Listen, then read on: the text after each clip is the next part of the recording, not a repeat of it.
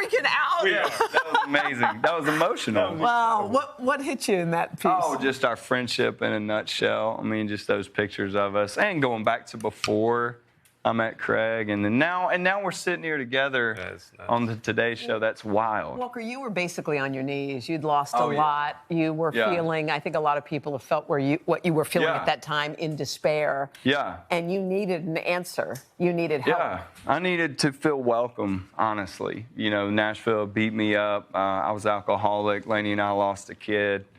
It was tough, you know, and Craig's, you know, the unconditional love of Craig and his family truly changed our life, and we saw Jesus in them so clearly, and that's coming from an atheist. So that's wild, and again, it's just wild that we're sharing a book about Jesus. We're neighbors now. It's insane, and I love this guy. I love his family, and I'm just glad we just get to do life together. Greg, what do you remember about meeting Walker? Because I know you've gotten as much out of this relationship as he has. I have, and I really appreciate you saying that because, you know, a lot of people have heard the song and can think of it, you know, as a one-sided thing, like we helped the Hayes. And the truth is, you know, Walker and Lainey and their family have been with us in our hardest times, and they have lifted us up. And it's just been a friendship, I think, that is from heaven, the smile of God. So when I first met him, I just thought, oh, this is an answer to prayer, this is a friend. And it became a fast friendship, and it hadn't stopped from there. And Craig, we talked about Walker kind of being out of work and down on his luck. You, as a pastor, you had found your calling, but you were also out of work. You were burned out, and basically the church was saying to you, you know, no thank you. How did you turn the beat around?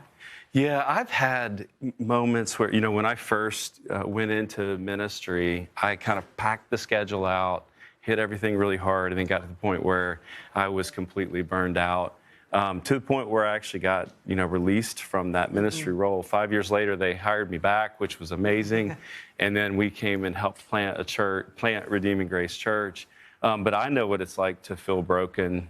I know what it's like to feel, you know, just brokenhearted and you know, struggling. And I found a friend in Walker to even process the pain of life.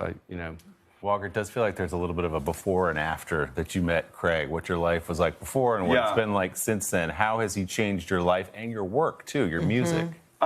You know, it's all about Jesus, honestly, now, which it wasn't at all. You know, when I wrote this song for Craig, I was very intentional on not saying Jesus' name. I didn't want to say his name. I didn't believe in him, but I said, man, this dude might actually know him. You know, that's what the song says. And that was kind of my rebuttal to their unconditional love, the gift of the car. And, you know, now I know the Lord. And the music and stuff, it's all awesome. But I truly feel like I've been given this platform, this stage to share this message. And the timing of it has been all Lord orchestrated. I mean, we started this book 2 years ago. I could have sold 12 copies to maybe like my mom and dad. More than that. But and now, you know, with Fancy Like, now I'm helping superstars start TikTok pages. You know, but we just have a great platform to share just this simple message of vulnerability, friendship, and just strangers becoming neighbors. Come on. I mean, I feel like everybody needs to hear that. And you were open, because I think some people, they're not open. You can't receive it if you are, you know, if you're feeling like that. Exactly. Yeah. And I think Craig and I would agree. That's one thing we didn't intentionally write in the book, but as we've learned how people react,